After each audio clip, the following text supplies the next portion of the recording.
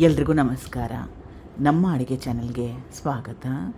ಇವತ್ತಿನ ವಿಶೇಷ ಚಪಾತಿಗೋಸ್ಕರ ಅಥವಾ ಇದನ್ನು ದೋಸೆ ಜೊತೆ ಕೂಡ ತಿನ್ಬೋದು, ಅನ್ನ ಸಾರಿನ ಜೊತೆ ಕೂಡ ನೆಂಚ್ಕೊಂಡು ತಿನ್ಬೋದು. ಸೂಪರ್ ಟೇಸ್ಟಿಯಾಗಿರೋಂಥ ಸೈಡ್ ಡಿಶ್ ರೆಸಿಪಿ. ಮೊದಲನೇ ಸ್ಟೆಪ್ಪಲ್ಲಿ ಬಾಣಲೆನ ಇಟ್ಕೊಂಡಿದ್ದೀನಿ. ಎಣ್ಣೆ 1-2 ಚಮಚದಷ್ಟು, ಸಾಸಿವೆ, ಜೀರಿಗೆ ಕೂಡ ಹಾಕ್ಕೋಬೋದು. ಕಟ್ ಮಾಡಿ ಇಟ್ಕೊಂಡಿರೋ ಒಂದು ದೊಡ್ಡ ಈರುಳ್ಳಿ ಹಾಕೊಂಡ್ಮೇಲೆ ಕಲಿಸ್ಕೊಂಡು ಈರುಳ್ಳಿ ಹೊಂಬಣ್ಣ ಬರಬೇಕು, ಹಸಿ ವಾಸನೆ ಹೋಗಬೇಕು, ಅಲ್ಲಿವರೆಗೂ ಬೇಯಿಸ್ಕೋಬೇಕು. 2 ನಿಮಿಷ ಮೀಡಿಯಮ್ ಫ್ಲೇಮ್ನಲ್ಲಿ ಬೇಯಿಸ್ಕೊಂಡ್ರೆ ಸಾಕಾಗುತ್ತೆ. 2 ನಿಮಿಷ ಆದಮೇಲೆ ಈರುಳ್ಳಿಲಿದ್ದು ಹಸಿ ವಾಸನೆ ಹೋಗಿದೆ, ಸ್ವಲ್ಪ ಹೊಂಬಣ್ಣ ಬಂದಿದೆ, ಇಷ್ಟರ ಮಟ್ಟಿಗೆ ಬೇಯಿಸ್ಕೊಂಡ್ರೆ ಸಾಕಾಗುತ್ತೆ. ಕಟ್ ಮಾಡಿ ಇಟ್ಕೊಂಡಿರೋ ಒಂದು ದೊಡ್ಡ ಟೊಮ್ಯಾಟೊ, ಹಸಿ ಬಟಾಣಿ. ಈಗ ಕಲಿಸ್ಕೊಂಡು ಟೊಮೆಟೊ ಮತ್ತು ಹಸಿ ಬಟಾಣಿ ಮೆತ್ತಗಾಗೋವರೆಗೂ ಬೇಯಿಸ್ಕೋಬೇಕು. 2 ಪದಾರ್ಥಗಳು ಬೇಗನೆ ಬೆಂದೋಗುತ್ತೆ. ಒಂದು 5 ನಿಮಿಷ ಮೀಡಿಯಮ್ ಫ್ಲೇಮ್ನಲ್ಲಿ ಬೇಯಿಸ್ಕೊಂಡ್ರೆ ಸಾಕಾಗುತ್ತೆ. 5 ನಿಮಿಷ ಆದಮೇಲೆ ಹಸಿ ಬಟಾಣಿ ಟೊಮೆಟೊ ಮೆತ್ತಗಾಗಿದೆ. ಕಟ್ ಮಾಡಿ ಇಟ್ಕೊಂಡಿರೋ ಪಾಲಕ್ ಸೊಪ್ಪು ಒಂದು 4-5 ಹಿಡಿಯಷ್ಟು. ಮೊದಲು ಪಾಲಕ್ ಸೊಪ್ಪನ್ನ ಒಂದು 3-4 ಸಲ ಚೆನ್ನಾಗಿ ತೊಳಿಬೇಕು.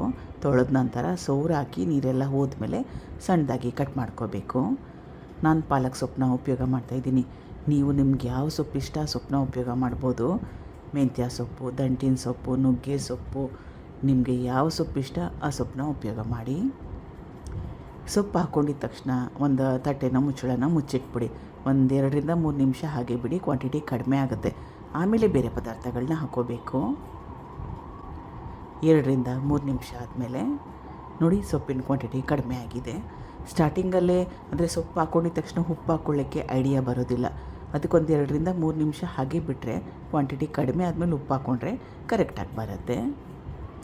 ಅಚ್ಕಾರದ ಪುಡಿ, ಇದು ಅರಿಶಿನ, ಸ್ವಲ್ಪ ಗರಂ ಮಸಾಲ, ಧನಿಯಾ ಪುಡಿ, ರುಚಿಗೆ ತಕ್ಕಷ್ಟು ಉಪ್ಪು. ಒಂದು ಸಲ ಈ ರೀತಿಯಾಗಿ ಚೆನ್ನಾಗಿ ಕೈ ಆಡಿಸ್ಕೊಂಬಿಡ್ಬೇಕು. ಇದು 2 ಚಮಚ ಕಡಲೆ ಹಿಟ್ಟನ್ನ ಸುಮಾರು ಒಂದು 100 ml ಅಷ್ಟು, ಅಂದರೆ 1 ಲೋಟ ನೀರಲ್ಲಿ ಕಲಸಿ ಉಪಯೋಗ ಮಾಡ್ತಾಯಿದ್ದೀನಿ. ಇದನ್ನು ಉಪಯೋಗ ಮಾಡೋದ್ರಿಂದ ರಸ ಪಲ್ಯ ಆಗುತ್ತೆ, ಪಲ್ಯ ಗಟ್ಟಿ ಬರುತ್ತೆ. ಆಮೇಲೆ ಕಡಲೆ ಹಿಟ್ಟಲ್ಲಿ ಪ್ರೋಟೀನ್ ಅಂಶ ಕೂಡ ಇರುತ್ತೆ.